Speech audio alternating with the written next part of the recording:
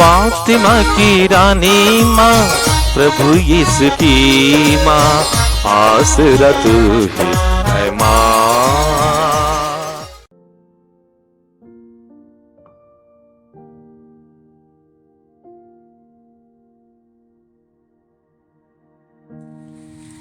पहला पाठ इफिसियों के नाम संत पौलुस का पत्र, अध्याय 6, पद संख्याएं 10 से 20 तक। आप लोग प्रभु से और उसके अपार सामर्थ्य से बल ग्रहण करें। आप ईश्वर के अस्त्र शस्त्र धारण करें, जिससे आप शैतान की धूर्तता का सामना करने में समर्थ हों, क्योंकि हमें निरे मनुष्यों से नहीं, बल्कि इस अंधकार में संसार के अधिपतियों, अधिकारियों तथा शासकों से और आकाश के दुष्ट आत्माओं से संघर्ष करना पड़ता है। इसलिए आप ईश्वर के अस्त्र शस्त्र धारण करें, जिससे आप दुर्दिन में शत्रु का सामना करने में समर्थ हो और अंत तक अपना कर्तव्य पूरा कर विजय प्राप्त करें। आप सत्य का कमरबंद कसकर, धार्मिकता का कवच धारण कर और शांति सुसमाचार के उत्साह के जूते पहनकर खड़े हो जाएं। साथ विश्वास की ढाल धारण किए रहें, उससे आप दुष्ट के सब अग्निमय बाण बुझा सकते हैं। इसके अतिरिक्त मुक्ति का टोप पहन ले और आत्मा की तलवार अर्थात ईश्वर का वचन ग्रहण करें। आप लोग हर समय आत्मा में सब प्रकार की प्रार्थना तथा निवेदन करते रहें। आप लोग जागते रहें और सब संतों के लिए निरंतर विनती करते रहें। आप मेरे लिए भी विनती करें, जिससे बोलते समय मुझे शब्द दिए जाएं और मैं निर्भीकता से सुसमाचार का रहस्य घोषित कर सकूं, जिस सुसमाचार का मैं बेड़ियों से बंधा हुआ राजदूत हूं। आप विनती करें, जिससे मैं निर्भीकता से सुसमाचार का प्रचार कर सकूं, जैसा कि मेरा कर्तव्य है। यह प्रभु की वाणी है। ईश्वर को धन्यवाद। भजन अनुवाक्य। प्रभु मेरी चट्टान धन्य है। प्रभु मेरी चट्टान धन्य है। प्रभु मेरी चट्टान धन्य है। वह मेरे हाथों को युद्ध का और मेरी उंगलियों को समर का प्रशिक्षण देता है। अनुवाक्य। प्रभु मेरी चट्टान धन्य है। प्रभु मेरी चट्टान धन्य है। वह मुझे प्यार करता और सुरक्षित रखता है। वह मेरा गढ़ है, मेरा मुक्तिदाता, मेरी ढाल और मेरा शरण स्थान। वह अन्य राष्ट्रों को मेरे अधीन करता है। अनुवाक्य। प्रभु मेरी चट्टान धन्य है। प्रभु मेरी चट्टान धन्य है। हे ईश्वर, मैं तेरे लिए एक नया गीत गाऊंगा। मैं वीणा बजाते हुए तेरी स्तुति करूंगा। तू राजाओं को विजय दिलाता और अपने दास दाऊद की रक्षा करता है। अनुवाक्य। प्रभु मेरी चट्टान धन्य है। प्रभु मेरी चट्टान धन्य है। जय घोष। अल्लेलुया। धन्य है वह राजा जो प्रभु के नाम पर आते हैं। सर्वोच्च स्वर्ग में ईश्वर की महिमा हो और पृथ्वी पर उसके कृपा पात्रों को शांति मिले। अल्लेलुया। प्रभु आप लोगों के साथ हो और आपके साथ भी। संत लूकस के अनुसार पवित्र सुसमाचार। प्रभु की जय। अध्याय 13 पद संख्याएं 31 से 35 तक। उस समय कुछ फरीसियों ने आकर यीशु से कहा, विदा लीजिए और यहाँ से चले जाइए, क्योंकि हेरोद आपको मार डालना चाहता है। यीशु ने उनसे कहा, जाकर उस लोमड़ी से कहो, मैं आज और कल नरकदूतों को निकालता और रोगियों को चंगा करता हूँ, और तीसरे दिन मेरा कार्य समापन तक पहुंचा दिया जाएगा।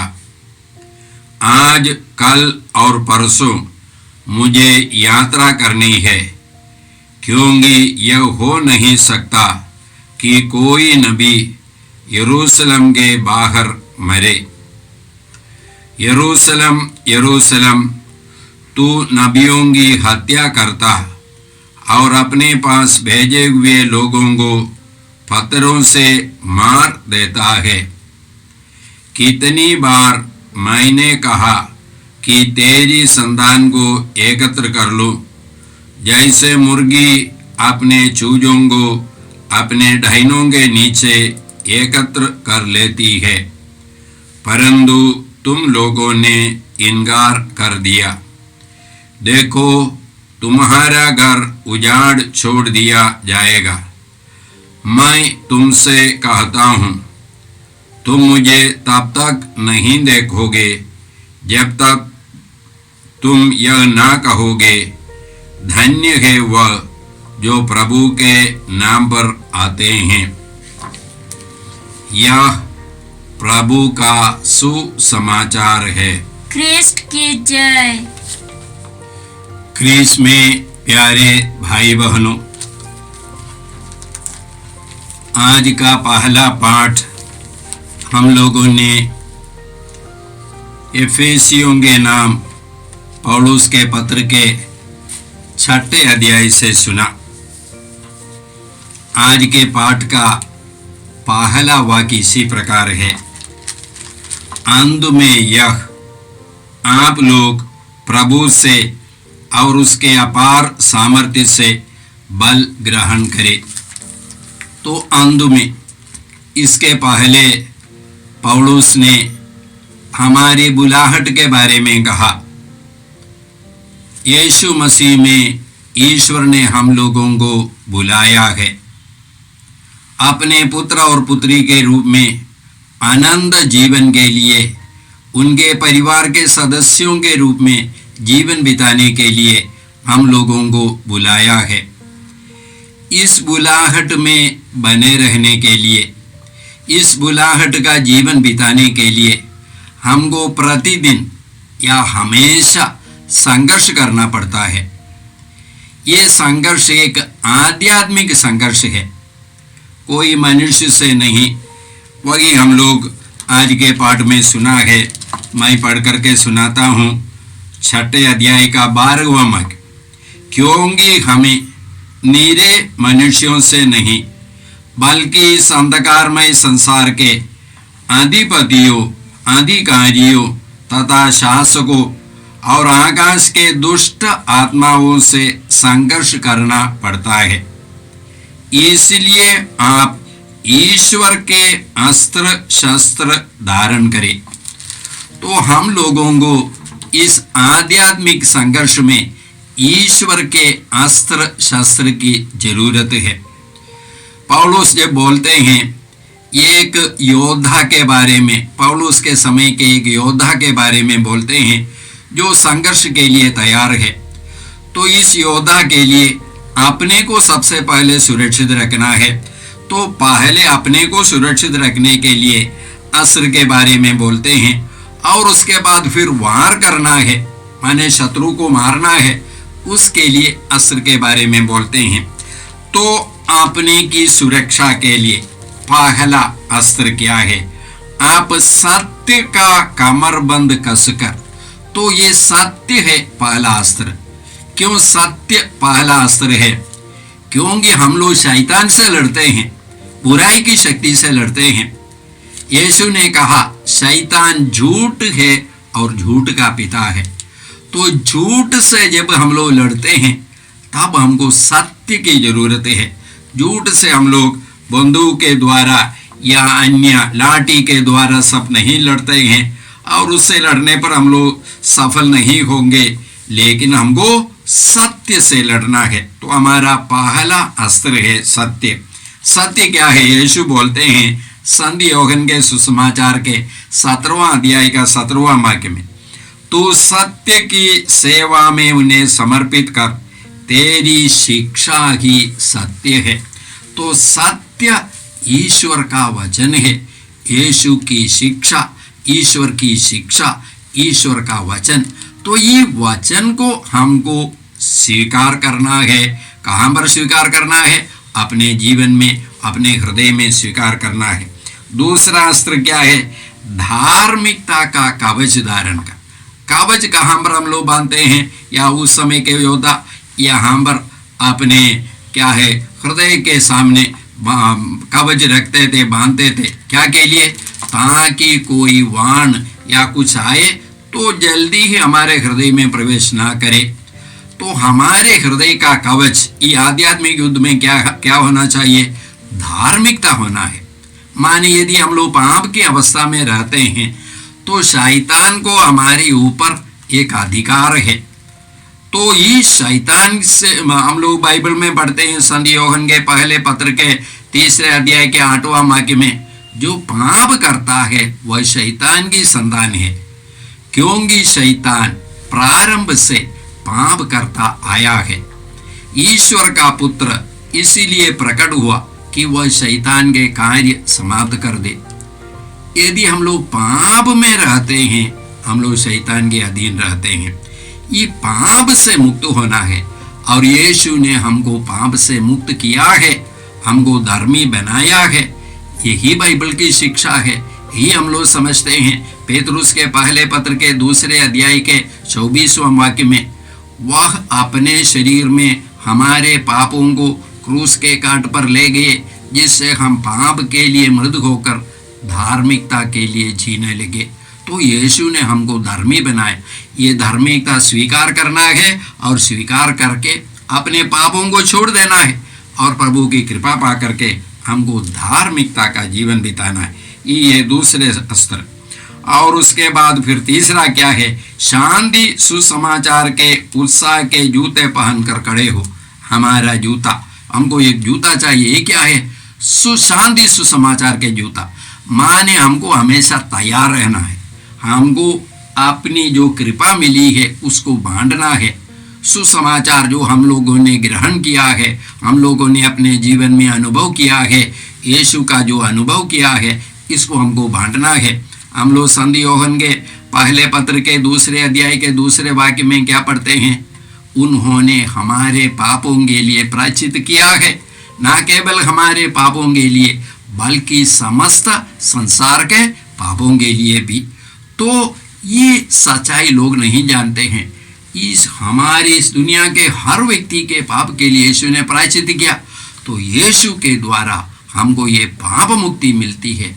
ये सुसमाचार हमको सुनाना है। यीशु के द्वारा हमको मृत्यु पर विजय मिलता है। ये सुसमाचार हमको सुनाना है, बांटना है। साथ ही विश्वास का ढाल धारण किए रहे, उससे आप दुष्ट के सब अग्निमय वाण बुझा सकेंगे। तो हमारा ढाल माने जो ऐसा हाथ में हम लोग पढ़ते हैं, ये ढाल क्या होना है? ये विश्वास का ढाल होना है।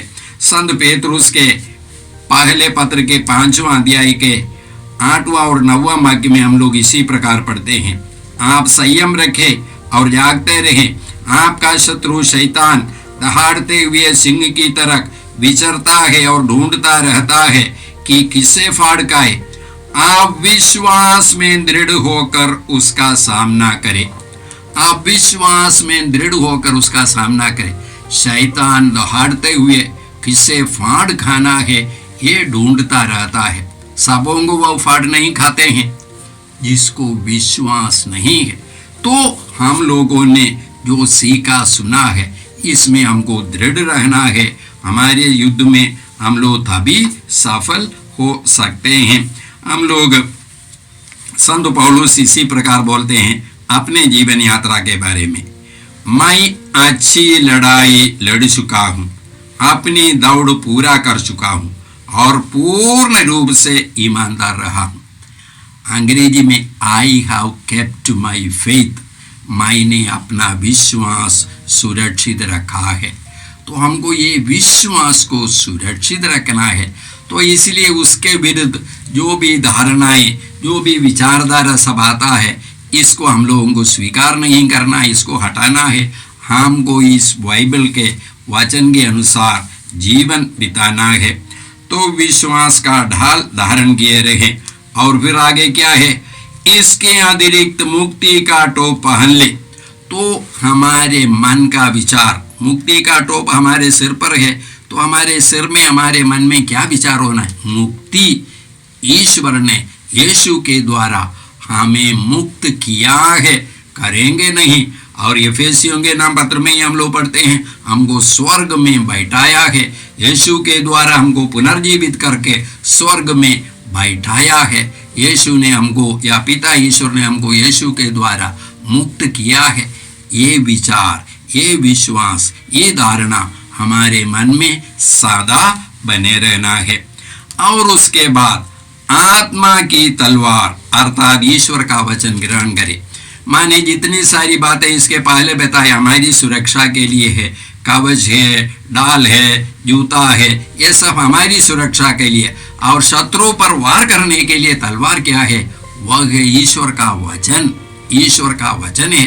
तो ये वचन हमको बार बार बाइबल पढ़ना है, हमको उसको याद करना है, वचन की घोषणा करना है। क्यों घोषणा करना है? जब हम लोग घोषणा करते हैं, शैतान सुनेंगे, हमारी बुराई की शक्ति सुनेंगे और हमसे दूर चले जाएंगे। वचन के सामने यीशु ने वचन का उपयोग करके शैतान को पराजित किया, तो हमको वचन को उपयोग करना है। और उसके बाद 18वां वाक्य में वो क्या है? आप लोग हर समय आत्मा में सब प्रकार की प्रार्थना तथा निवेदन करते रहें। आप लोग जागते रहें और सब संतों के निरंतर विनती करते रहें।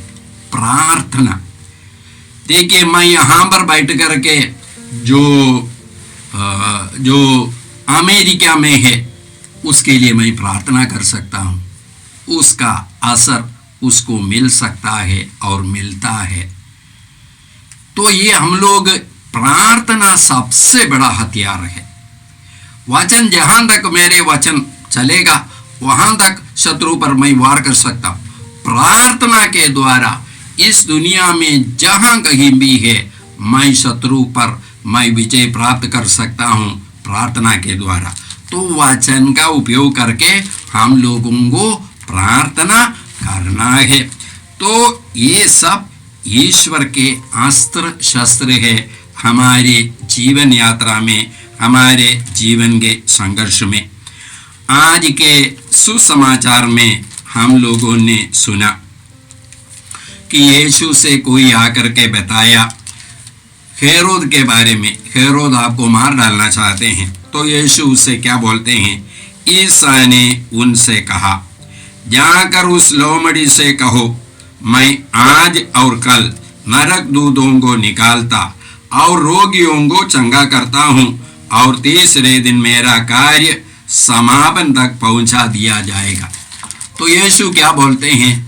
मेरे जीवन में ईश्वर की यही योजना है। ये योजना पूरी होगी और पूरी होना है।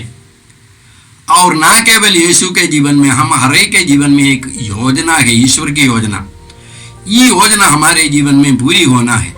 कैसे ईश्वर की योजना हमारे जीवन में पूरी होगी? हम लोग ईश्वर की योजना को बिगाड़ सकते हैं। कैसे बिगाड़ सकते हैं? यदि मैं सिर्फ स्वार्थता का जीवन बिताता हूँ, मैं ईश्वर के वचन के अनुसार नहीं अपने इच्छा पर जीवन बिताता हूँ, तब मैं ईश्वर की योजना को अपने जीवन में मैं बिगाड़ सकता हूँ और बिगाड़ता हूँ। यदि मैं ईश्वर की इच्छा के अनुसार जीवन बिताता हूँ, ईश्वर मेरे जीवन में किसी न किसी रीति से अपनी योजना पूरा करेंगे। तो इसीलिए तो हम लोग कैसे ईश्वर के, कई लोग पूछते हैं, बोलते हैं मैं ईश्वर की इच्छा क्या है नहीं जानता हूँ, और शायद हमको मालूम नहीं जो मैं करता हूँ ये ईश्वर की इच्छा है या नहीं।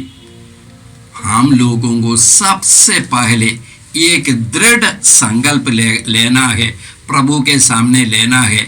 हे प्रभु, मैं जो भी कार्य करना चाहता हूँ तेरी योजना के अनुसार, तेरी इच्छा के लिए, तेरी महिमा के लिए करना मैं चाहता हूँ।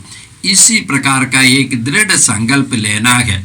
हम लोग कुरिन्थियों के नाम पत्र में पढ़ते हैं, चाहे आप लोग खाए पिए या कुछ भी करें, ईश्वर की महिमा के लिए किया करें। तो ईश्वर की महिमा को अपने मन में रख करके हम लोग हर कार्य करेंगे, तब ईश्वर हमारे जीवन में और हमारे कार्यों में हस्तक्षेप करेंगे और ईश्वर हमारे जीवन में अपनी योजना पूरी करेंगे। इसलिए भाई और बहनों, हम लोग आज विशेष करके प्रभु को धन्यवाद देते हैं, सबसे पहले हमारी बुलाहट के लिए। ये बुलाहट क्या है? ईश्वर ने मुझे अपने परिवार का सदस्य बनाया है। ईश्वर ने मुझे यीशु के समान अनंत जीवन के अधिकारी बनाए हैं। इसलिए हम लोग प्रभु को धन्यवाद देते हैं और हमको हमारी जीवन यात्रा में, हमारे संघर्ष की इस यात्रा में हमको साथ देते हैं। अपने वचन के द्वारा, सत्य के द्वारा, बाइबल के द्वारा और अन्य कई रीति से ईश्वर हमारे साथ देते हैं।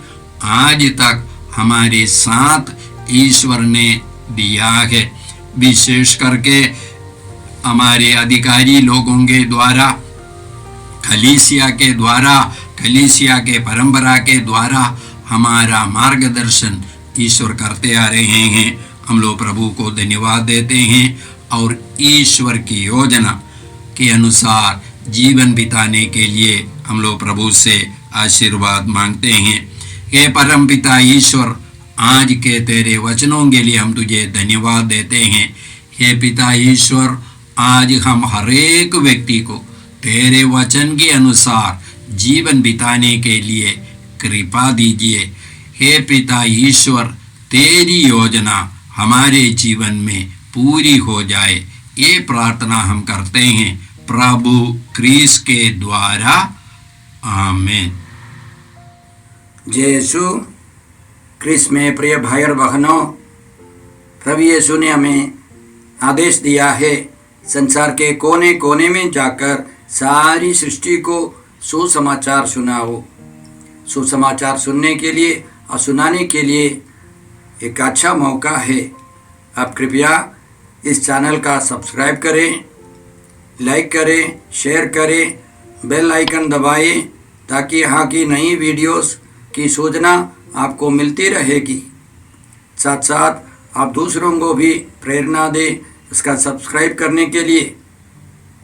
याद रखें, कल के मिसा के दैनिक पाठ और उस पर टिप्पणियाँ आज ही दोपहर के बाद हम लोग अपलोड करते हैं। कृपया आज ही उसको सुनकर कल की तैयारी करें। प्रभु यीशु आपको और आपके परिवार को 100 गुनी आशीष देंगे। जय यीशु।